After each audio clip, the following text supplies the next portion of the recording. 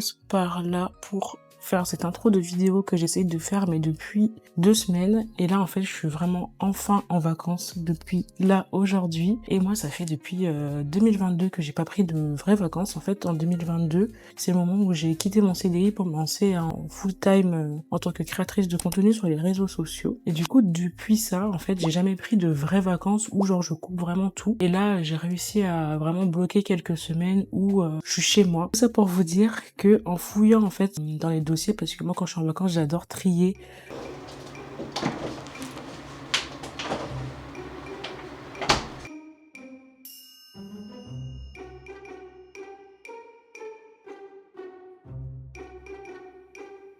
Arranger ma vie, retrouver des petits souvenirs. Et moi, c'est vraiment un truc que j'aime depuis toujours. En fait, quand j'étais petite, c'était moi qui faisais les films de famille, de vacances et tout ça.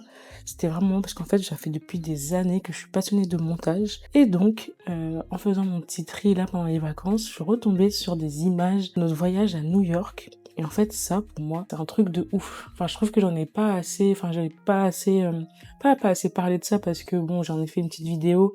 C'était vraiment un voyage à la base que j'ai vraiment fait parce qu'en vrai, je voulais faire une surprise à Félicien, mon copain, pour ses 30 ans. Et vraiment, c'était un de mes plus beaux voyages. Je suis vraiment trop contente de ça. Et je suis aussi super fière d'avoir pu y retourner une deuxième fois. Pour ceux qui avaient vu, la première vidéo que j'ai postée, c'est un vlog de notre voyage à New York. Et donc là, j'ai pris un peu le temps de décanter tout ça. Donc maintenant qu'on est pendant les beaux jours, je vais vous remettre dans l'ambiance de New York pendant l'hiver. Je voulais aussi montrer une autre manière de voyager. Même si voilà, c'est une vie qui est chère, faut pas mentir, mais voilà, nous on aime bien se balader, on aime bien faire des choses qui sont gratuites, et c'est pas pour faire des bons plans, etc. C'est plus dire que c'est pas une recherche de notre part de faire le moins cher, mais c'est vraiment des trucs qu'on aime profondément, quoi. Bref, donc voilà.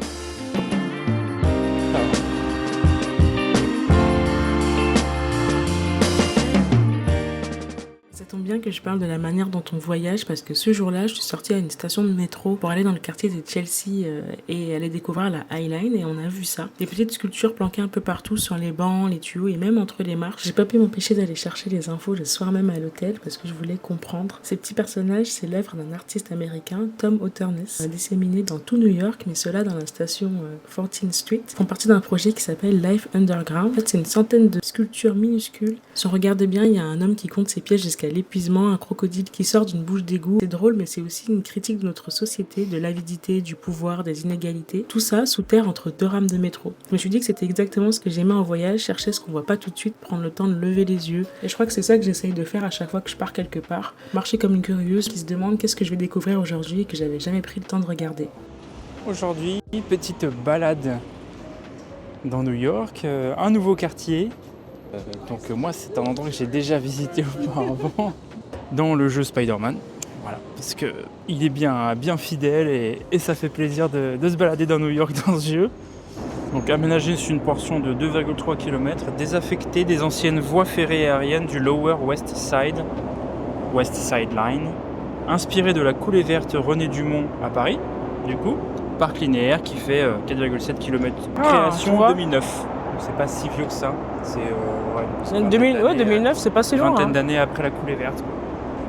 J'étais trop contente d'y aller. La High Line, ça faisait partie des lieux que j'avais repérés depuis longtemps. Une promenade suspendue sur des rails en plein cœur de New York, c'était sûr que ça allait me parler. Il y a plusieurs entrées pour accéder à la High Line, et là on est dans une des entrées dans le quartier de Chelsea. Comme on avait 10 jours, j'ai pris le temps de choisir le bon moment, la journée la plus chaude du séjour. Moins 13 degrés, mais grand soleil. Waouh! Ce qui est fou, c'est que la High Line new-yorkaise, elle s'inspire d'un lieu qu'on a chez nous à Paris, la coulée verte, celle qui part de Bastille. En fait, c'est un urbaniste new-yorkais qui l'a découverte au début des années 2000. Résultat, un ancien chemin de fer transformé en promenade piétonne, un couloir de nature au-dessus des rues, entre les immeubles avec des bancs, des points de vue et des œuvres d'art au fil de la balade. Ce que j'ai adoré, c'est que c'est gratuit, c'est ouvert à tous. Au détour de la balade, on est tombé sur ça, une espèce de squelette suspendu, un loup avec une tête renversée, des visages humains qui sortent des branches, c'était presque dérangeant. L'installation, elle s'appelle Secondary Forest. C'est une œuvre donc de Giulia Sensi, une artiste italienne qui aime mélanger corps, animaux, machines, comme si tout ça formait un même organisme. Elle a utilisé du métal recyclé, des morceaux d'outils agricoles, de la ferraille, des pièces de voiture, et avec ça, elle fabrique une forêt recomposée un peu folle, un peu crue, un peu organique. J'ai lu le soir que l'expression secondary forest, c'est un terme botanique, ça désigne une forêt qui a reposé toute seule après qu'on l'a détruite. Et franchement, ça m'a parlé. Je crois que c'est pour ça que j'aime autant les rails, les lieux transformés, les choses réutilisées. Parce que ça raconte une forme de résilience, comme si même les structures abandonnées pouvaient aussi être belles et même poétiques. À Highline, le cheminement, alors là c'est plutôt de la réno, je pense, en vrai, quand même. Mais en gros, on zigzague comme ça. Et, ça rappelle un peu les trains quand ils changent de... Change de voie, ouais. Et puis il y a les...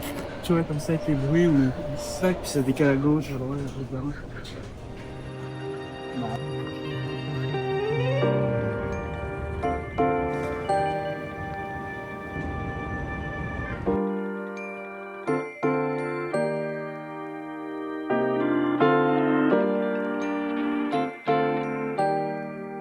Ce que j'ai aimé, c'est qu'on a vraiment pris le temps, on n'avait pas du tout un timing serré, on a vraiment juste marché, observé, profité. Et sur la Highline, je vous disais, il y a vraiment toujours un truc à voir. Un immeuble aux formes étranges, une œuvre cachée. Et même si c'est un lieu qui est connu, je trouve qu'il se vit mieux quand on le fait sans pression. Donc ce jour-là, il faisait moins 13 degrés, grand soleil. On a continué la balade jusqu'au bord de l'Hudson. Il y avait une lumière incroyable. Cette impression que tout ralentissait un peu. Ce genre de moment, c'est exactement ce que j'aime en voyage. Pas forcément dans les musées, dans les grandes attractions, mais des trajets entre deux endroits. Des détours, des lieux sans prétention. On peut juste marcher, sentir l'air, écouter les sons d'une autre ville. En revenant vers Hell's Kitchen, on s'est arrêté dans une petite boutique de bagels. Un endroit tout simple. Le gérant, il a entendu qu'on parlait français. Il nous a proposé un bagel spécial à goûter. Oh, thank you. French bagel, mango cream cheese. When Taylor Swift did that at our other store, this is what she had. And a lot of people get that with bacon, egg, and cheese too. Un bagel qui aurait été pris par Taylor Swift dans une de ses boutiques. C'était un French toast avec un mango cream cheese. Vraiment trop bon. On était trop contents de ça. En fait, c'était une trop bonne journée à New York. C'est vraiment un petit moment de générosité qui a changé notre journée. Et puis, c'est vraiment une mini rencontre qu'on n'a pas oubliée. Je sais que c'est pas donné à tout le monde de revenir à New York. Moi non plus, je n'en reviens pas parfois. Mais je veux garder cette manière de voir les choses, même ici, même chez moi, ce regard curieux, un peu émerveillé. Merci d'avoir regardé ce moment avec moi. Et si vous aimez les balades comme ça à New York, mais aussi autour de Paris, abonnez-vous ou laissez un petit mot. Je partage souvent d'autres idées plus proches, mais tout aussi dépaysantes. On se retrouve bientôt pour la suite. Peut-être un musée, peut-être une balade sous la neige, peut-être une balade au soleil, à vélo ou autre. Je vous embarque avec moi comme d'habitude. Pas grave, au moins je peux l'emmener, au moins, tu vois, c'est pas une dinguerie. C'est une dinguerie. Qui t'a envoyé?